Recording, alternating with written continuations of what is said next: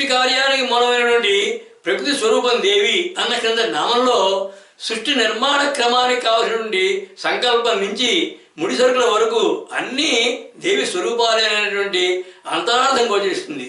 ఏమీ లేని శూన్యం నుంచి మాన్యమైనటువంటి బృహత్తర సృష్టి ప్రణాళిక, ఆలోచన, నిర్వచన, విరచన, క్రియాచరణ అన్నీ కూడా దేవి యొక్క ఇచ్ఛా జ్ఞానశక్తి క్రియాశక్తి స్వరూప చైతన్యాలే అన్నీ. ఈ కాలం ఒక ఉదాహరణ తీసుకుంటే మన ఈ కాలంలో ఒక ప్రాజెక్ట్ మేనేజ్మెంట్ అనే విషయం తీసుకుంటే దాంట్లో ఆలోచన అంటే ప్రాజెక్టు ప్లానింగ్, నిర్వచన అంటే డెఫినేషన్ బిజినెస్ రిక్వైర్మెంట్స్, విరచన అంటే దాని యొక్క డిజైన్ స్పెసిఫికేషన్స్ అవి, క్రియాచరణ అంటే implementation, design, testing and implementation అని.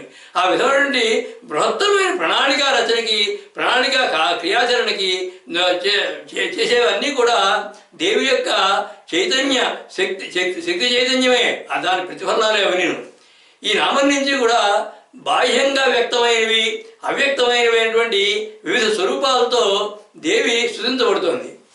తాను సంకల్పించి నిర్మించినటువంటి సృష్టిలో అంతా వ్యాపించి ఉన్నా తన ఉనికి బయటకు కనపడే తత్వంగా ఉన్న దేవి అంటోంది తర్వాత నామం అవ్యక్త అనే నామం.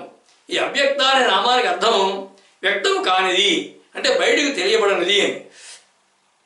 దీని యొక్క భావార్థ శ్లోకం ఆద్యంతారహిత సమర్థ సహిత చైతన్య సంశోభిత సర్వవ్యాపక ఇంద్రియాన్న విదిత యస్పష్ట రూపాయుత సౌషుమ్యాత్మక దేహ సంస్థిత వరశక్చేతు సంపన్నత అవ్యక్త గుణభావసక్త కలిత సిడ్నీపురీ శారదా అని.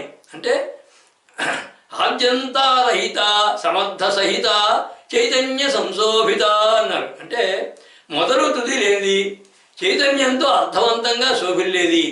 అలాగే సృష్టిలో అంతా వ్యాపించిన ఇంద్రియాల ద్వారా తెలుసుకోబడనిది, అస్పష్టమైన రూపం కలిగి దేహంలో సుషుమ్న అనే శక్తి రూపంలో ఉండి సౌషుమ్యాత్మక దేహ సంస్థిత వరశక్తి సంపన్నత అన్నారు. అంటే అస్పష్టమైన రూపం కలిగి దేహంలో సుషుమ్న అనే శక్తి రూపంలో ఉంటూ గుణభావాలు రెండింటితో కలిసి అవ్యక్త అని కీర్తించబడేటువంటి ఈశ్వరి. ఇంద్రియాలతో తెలుసుకోలేని వస్తు విషయాలు అవ్యక్తం అనబడతాయి అంటారు. అంటే సర్వవ్యాపకమైన దేవి తనకంటూ ఒక రూపము, ఒక గుణము కలిగి ఇంద్రియాలకు పట్టుబడకుండా అన్ని రూపాలు, అన్ని గుణాలు తానే అయి అవ్యక్తంగా ఉన్న ఈశ్వరి అని అర్థం.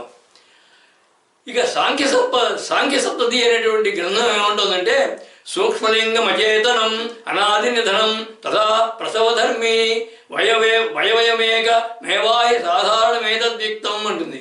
అంటే అవ్యక్తం అనేది సూక్ష్మము, లింగభేదం లేనిది, అంటే పురుష స్త్రీ భేదం లేనిది, చైతన్యము చైతన్యం కదలిక కూడా లేని దానికి, ఆద్యంతరహితమైనది, సమర్థమైనది, అవయవములు లేనిది, ఏకమైనది, విశ్వవ్యాప్తమైనది, ఇంద్రియాలు గోచరం కాదు కనుక అవ్యక్త అన్నారు.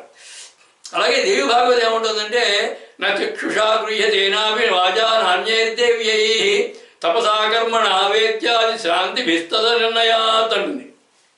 అంటే కళ్ళతో చూడలేనటువంటిది, వాక్కులతో వర్ణింపలేనటువంటిది, ఇతర ఇంద్రియాల ద్వారా తెలియబడినది, తపస్సు కర్మల చేత కూడా తెలియబడినటువంటి పరబ్రహ్మను అవ్యక్తం అంటారు.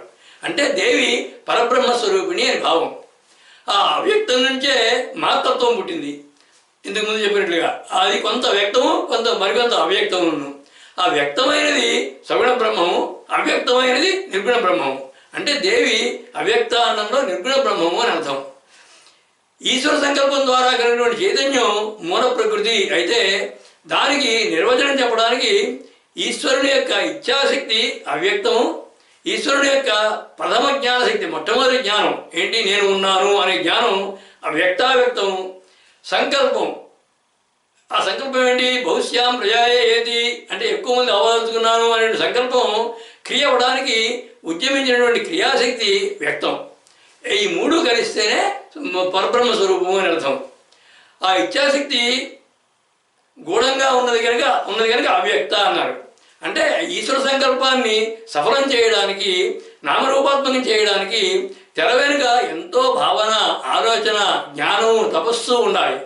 అవన్నీ కూడా మూల ప్రకృతిలో అవ్యక్తంగా ఉన్నాయి కనుక దేవి అవ్యక్త అని.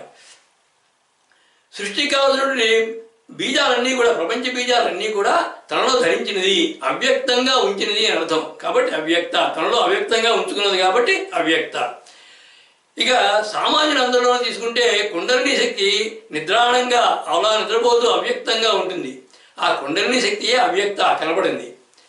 అలాగే సుషుప్తావస్థలో ఇంద్రియాలు ఏమీ పనిచేయకుండా ఆత్మ ఒక్కటే నిజరూపంతో మిగిలి ఉంటుంది. ఆ సుషుప్తావస్థలో జీవి అనుభవించేటటువంటి అనుభూతులు, ఆనందం ఇవి ఇంద్రియాలకు అనుభవం కాకుండా ఆత్మకు మాత్రమే చెందుతాయి. అవి బయటకు అవ్యక్తం. అలా ఆత్మ కలిగే ఆనందం అవ్యక్త అని. ఇంద్రియాలకు అందని జ్ఞానం అనుభూతుల ద్వారా స్వరూపమైనది, అనుభూతుల యొక్క స్వరూపమైన దేవి అని ఈ నామం యొక్క భావం. ఈశ్వర సంకల్పాన్ని సఫలం చేసి చేయగలిగినటువంటి మూల ప్రకృతిగా సృష్టిని నిర్మించి నిర్వహించే క్రియలో అవ్యక్తంగా జరిగేటువంటి కార్యకలాపాలకు మూల స్వరూపమైనది. ఇచ్ఛాజ్ఞాన శక్తుల యొక్క సమగ్ర స్వరూపం దేవి అని విస్తృతమైన విశేషమైన భావం కూడా గోచరిస్తుంది ఈ నామంలో. ఆ సంకల్ప సువ్యక్త, ప్రకల్ప సంయుక్త, పరికల్ప ప్రయుక్త, వికల్ప నిరుక్త ఆ పరమేశ్వరే.